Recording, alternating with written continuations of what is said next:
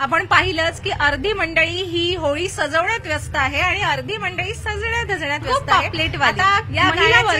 किचनमध्ये आणि तुम्ही त्यांना बऱ्याच रियालिटी शोज मध्ये सुद्धा पाहिलं असेल. मी म्हटलं ना की महिला वर्ग किचनमध्ये आपल्या बरोबर मेन्यू तयार करत असेल आणि असं मी म्हणाले आणि तयार झालेला सुंदर सुगंध आज आम्हाला इथे भेटला आहे म्हणून तुमच्याकडे पापलेट वगैरे घेणार नाही. माशांचा झणझणीत सुगंध आहे. अगो पापलेटवाली होशील का माझी नवरी, माझे मनान भरलीस कौरी. येऊ का?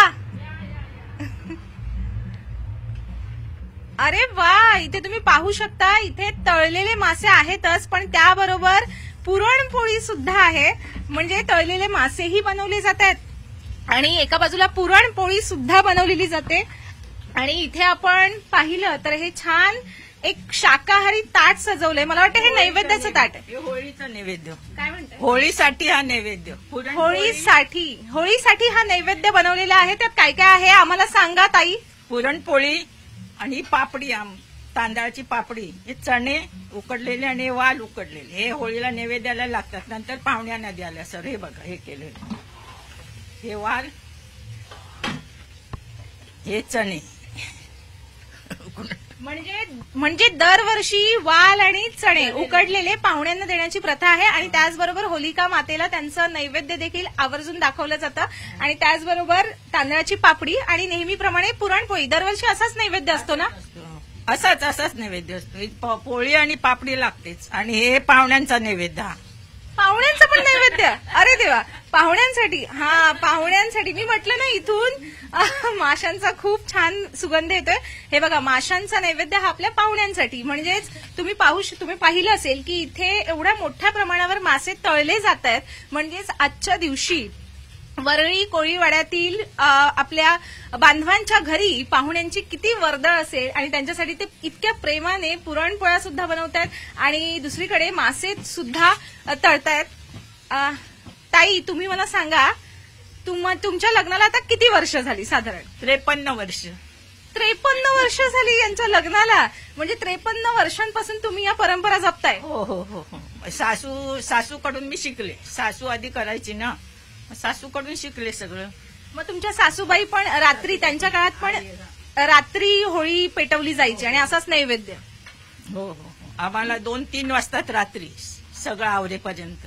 हो ना. 4 वाजतात सकाळी. हो हो. तुम्ही आम्हाला ही सगळी सविस्तर माहिती सांगाच पण मला हे सुद्धा सांगा की तुमच्या माहेरी सुद्धा अशीच होळी साजरी केली जायची का? अशीच केली जाते पण ती पौर्णिमेच्या दिवशी असते. इथे आमच्या वळीला 1 दिवस आधी असते. तुमचं माहेर कोणतं आहे? ठाण्याला. ठाणा कोळीवाडा. अच्छा. म्हणजे फाल्गुन पौर्णिमेच्या आदल्या दिवशी रात्री 12 वाजता जी होळी फक्त वरळी कोळीवाड्यातच साजरी केली जाते, जे मी सुरुवातीला सांगितलं.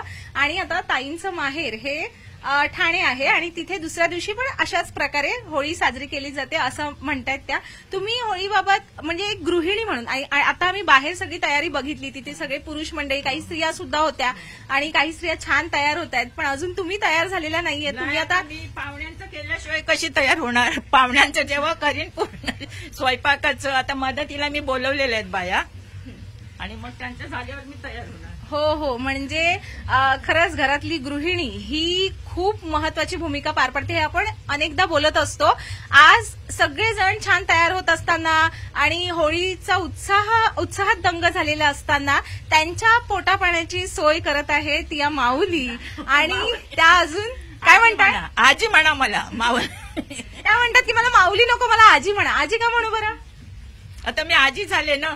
73, 74 आता चालू आहे मला. या 74 वर्षांच्या आहेत. कोण म्हणेल यांना 74 वर्षांच्या आहेत? काय नाव आहे तुमचं?